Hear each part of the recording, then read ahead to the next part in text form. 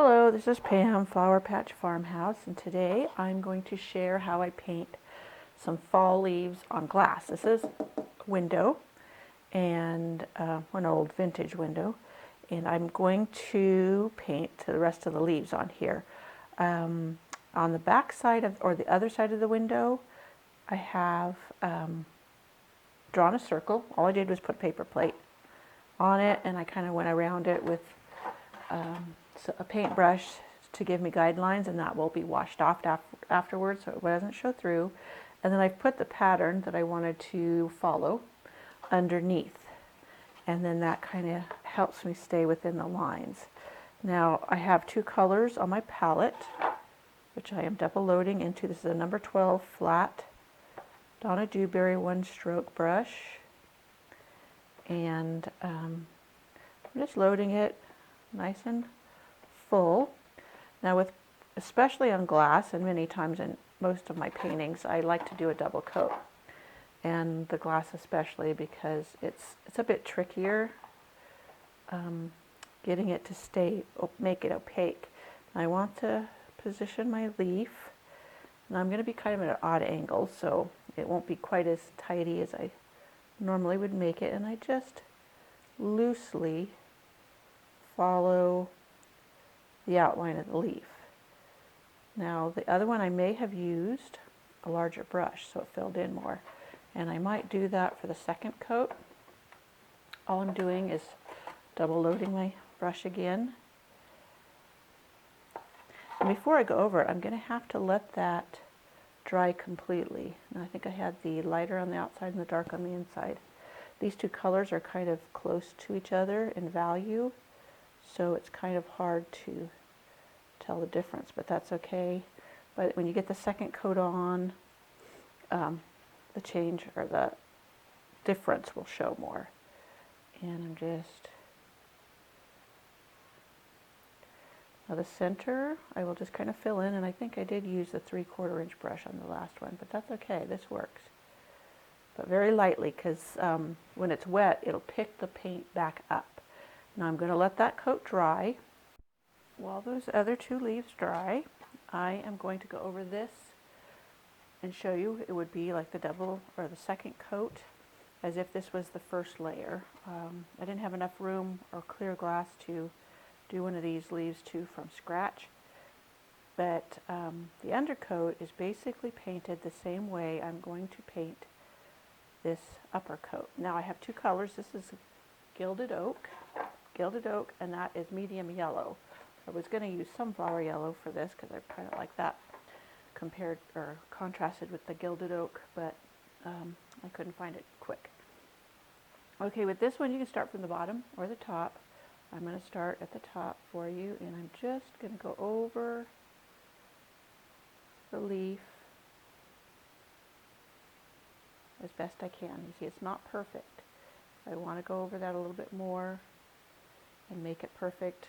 That's fine. I don't usually, so I'm a pretty sloppy painter sometimes, but it all works out. When you get the whole design done, it adds like an added dimension, or it's almost like a shadow if it's darker, and a highlight if it's lighter. If you can see, let me go out a little bit. On this leaf right around here, the edge, you can see where the darker is not covering the lighter undercoat, and still it looks fine. So we're not going for perfection, and I've learned this in my latest Impressionism workshop. We're going for an impression of something, and you overwork it, you end up ruining it. So I've learned to loosen up even more than I already was. I know a lot of them with decorative painting, they go for exact, but I have never done that. So that's what makes mine so easy for me. So I kind of messed up the mint a little, should have went with the lighter yellow, and you can still fix it. You can actually kind of come out and blend if you wish, because the undercoat's so dry it's not lifting it. Now if I kept working it, it would lift it, but I wiped off my paint, and I try to bring in a chisel edge, and you see how you can see through the paint there. The paint had softened The wet paint had softened the dry paint underneath, and so it started to lift it there. But for the vein, that works just fine because then it looks like it has the vein there.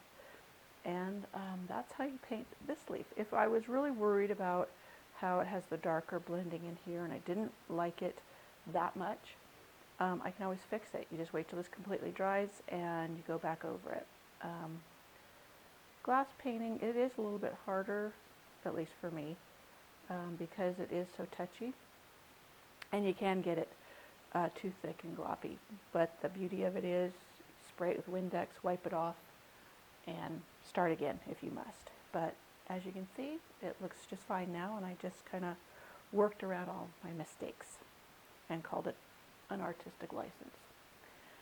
All right, I think my other oak leaf is ready. I will come back in a second after I've repositioned the camera. Okay, we're going to do the same on this leaf. We're going to go over it with a second coat. I'm going to go ahead and stay with that yellow and the gilded oak color just because I didn't want to have to reload my palette. And it's fine going over this other two colors. But here I've switched to my 3/4 inch brush because I think I'm going to like the coverage better on this size leaf. And I could change my mind. So we will see how it flies. I'm loading my brush nice and full of paint because now that there's an undercoat of paint, it will drag more than it did with the other. Now I'm deciding, do I want the lighter yellow on the outside? I think I do. I'm going to put the lighter yellow on the outside, and I'm just following my leaf. And you see how it lifted that? That probably wasn't very dry yet. I'm okay. We'll keep going.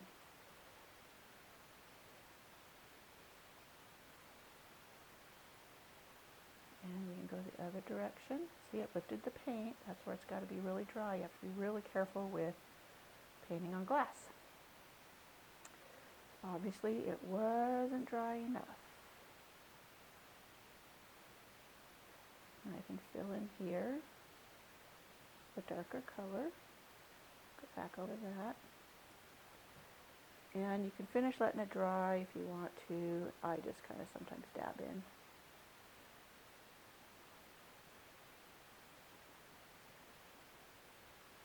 Now I'll wait to come in and do the vein because I have a feeling I would really mess things up if I didn't. But normally if you let it dry really well, like that one you notice didn't lift the paint. I'm sorry, I just put my arm in front of you, but it didn't lift the paint as easily as this one. This one wasn't quite dry. I should have taken a blow dryer or something to it before trying to go over it. Okay, we'll try this one more time. I had done this all prior on another window, and unlike the first half of this video, the second had no sound because my microphone battery went out with no fair warning. Okay, we're going to do this maple type leaf. It's a little bit different than the other fall maple leaf tutorial I had done. It's a little less spiky. You'll see some of them are more, let me reach here, I didn't have it, like that, a little more spiky. And this one is a little more rounded, but they're still a maple leaf. Okay, and I'm going to start with, this color is a folk art, plaid folk art. This is Autumn Leaves. I really like this color, and it comes in their enamels, and I think it does their multi-surface too. I'm sure it does. This is just the regular. On glassware like glasses or other things that would be washed, I would use enamels.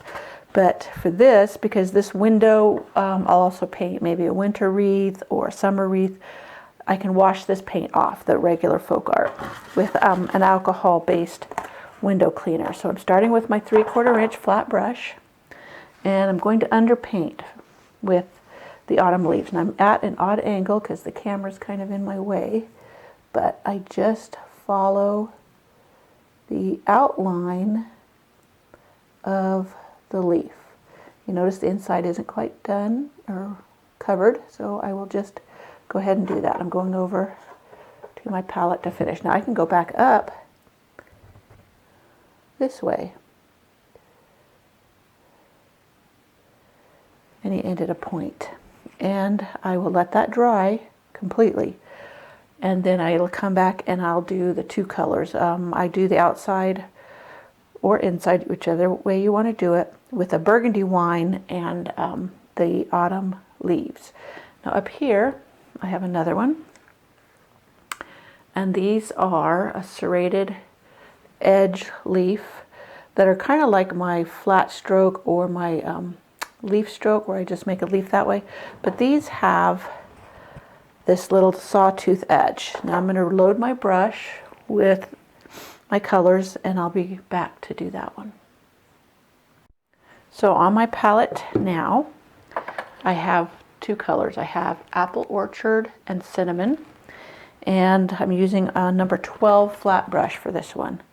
My battery is telling me it's low, so I need to hurry it up. Double loading the two colors.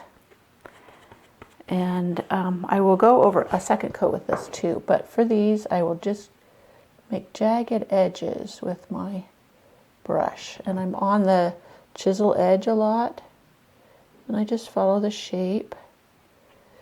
And normally I would be closer to my work rather than stretching to reach it, but I'm trying to stay out of the camera and film this.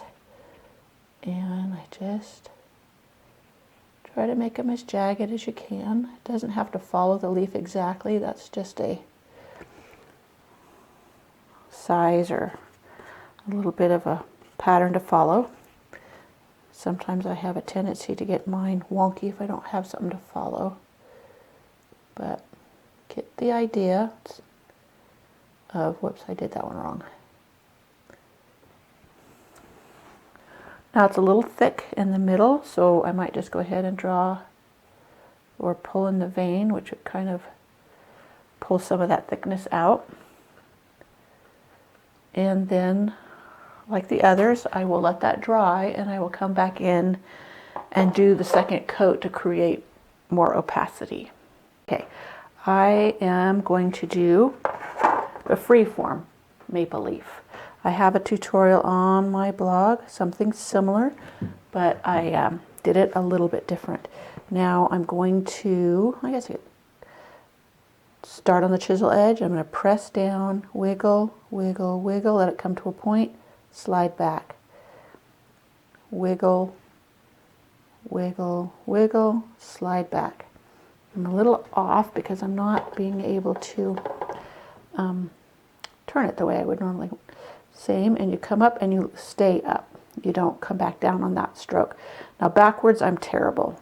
Maybe I should try to go around the camera and do it from this side. Maybe I will.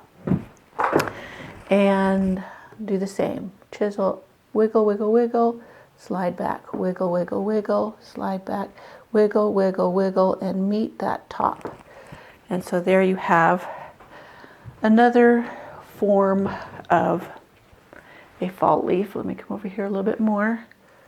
Make sure it's focused for you. Now to go over it, now I know this is going to pull up some paint, but how I would fix that would be to go over that, pull it back, and then it would be ready to go for the next coat, because you can see it's not opaque yet.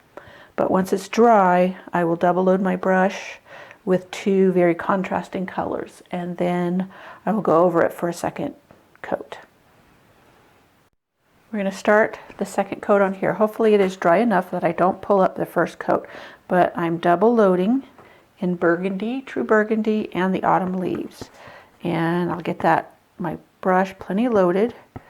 Now because the autumn leaves is in the center, I will not load it quite as thickly as I will the outer edge, because you actually are laying down more paint on the outer edge. And I'll start wherever I'm most comfortable. And I'll just go along, and I'm pressing, you see I'm pressing the brush so that it spreads its bristles and up. Now that area right there, I would come back later when the paint dries to fix. If I tried to fix it right now, I guess I could demo it, it may lift that paint. See, it's lifting the paint and I can't fix it. But later on when it's dry, I could come in and tap more or just go over that stroke. But it has to be completely dry. Now the same on this side. Start on the chisel edge, press gently, and then really start pressing that down, or the brush down. And see right there, it kind of lifted a little bit. because had gotten damp from the prior stroke. But that is fixable. You'd come in and dab later. Right now I'm going to pull the vein in. And there is that one type of maple leaf. And now I'll go up. Let me see. The green leaves, no, they're not quite dry, so I'll have to wait a little bit for those. While I'm waiting for those green leaves to dry, I'll demo how I would kind of clean up some edges. If I don't like an edge, like the undercoat's a little thicker, or the stroke is actually wider, and I thought, well, the overcoat really did turn out nice. So I'm just going to clean up that undercoat edge along here. This is a dampened Q-tip. And if this was really dried paint on here, I would use a dab of alcohol on the Q-tip. Right now I'm just using water. But you see how I'm going in and just cleaning up the undercoat that's showing that I didn't quite cover, and tidying up those edges. Now you don't have to always do that. Sometimes the undercoat showing actually adds dimension, which I think I mentioned in another one, I'm not sure, video or before, unless that was the one that got erased or didn't record. And there you have it. That's the cleanup of the edges. Well, this edge right here still looks a little wonky, so I'll just fix that. And there it is. All right, I think this one has dried enough that we can go back over it, and I've decided I wanted a brighter yellow on this one, so this is raw sienna, and this is either medium yellow or pollen by Martha Stewart paint, which is also produced by Plaid. I just grabbed a bright yellow, and that happened to be the bottle closest, but I think medium yellow or school bus yellow by Plaid Folk Art would work really well too. But you can do this in whatever color you desire at the moment. So again, I'm kind of at an odd angle. Let me see if I can turn this a little bit where I'm more comfortable. All right, now I'm going to go over and try to match the painting, the underpainting, as best I can and cover it. And you'll see how that looks there. It's got good opacity, and I wasn't pulling up any paint. Let me do this one too. And this way, this side, I can really see what I'm doing. I didn't really come to a point on that one because I'm kind of, and I see right here, kind of ran out of paint, but that's okay. The undercoat really kind of covers well, or gives me the coverage, or I can come back this way if I want to. And since I didn't get a really good point there, now this is going to be tricky because it's probably moistened the paint, and I may pull up some, but there. And then I will pull in my stem. And later on, if I want to provide some veining, I just like the squiggly from the brush strokes. But if I wanted to, I'd bring in a liner brush with a very thin amount of paint and then draw the veining on top. And I would probably do that in this color, or maybe one value darker of that shade. And you could do it on this leaf over here too if you wanted. Okay, I'm going to switch brushes, and I'm going to try to do the green serrated edge leaves again. I don't know I can get them any closer, and I'm just going to follow the original outline that I have. I'm trying to make sure I load less of the brown color because it got really gloppy towards the center, and I'm just going to try to go over my original, and I'm doing this mostly on the chisel edge so that I get those serrated edges. Maybe I'll try to do it this way, back down. And it's not too bad. That center right there, I'm not getting a good coverage, but I can dab it in there and then come back in with a vein. And let's do this one.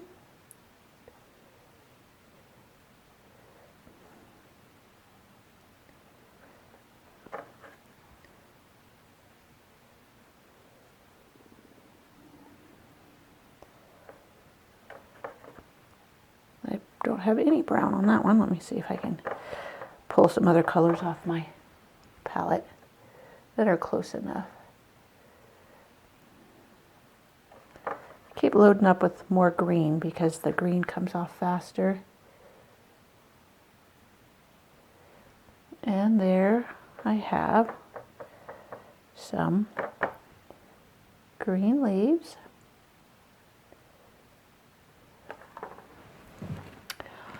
On my wreath. Now I'm trying to kind of go on along the outside edges of the wreath just so it makes it wider to fit the window. And let me see, I don't have any really fine liner brush here. Here's our little round brush that I'll show you. I just do some little, I'll get some out, little vining things. I get it really wet and then just do some little twirlies. Maybe I would add maybe some acorns.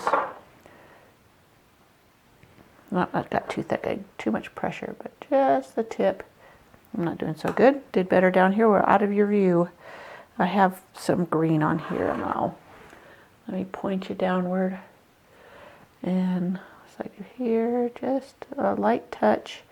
And this is more of a round brush than a liner. A liner brush, you could do much longer lines.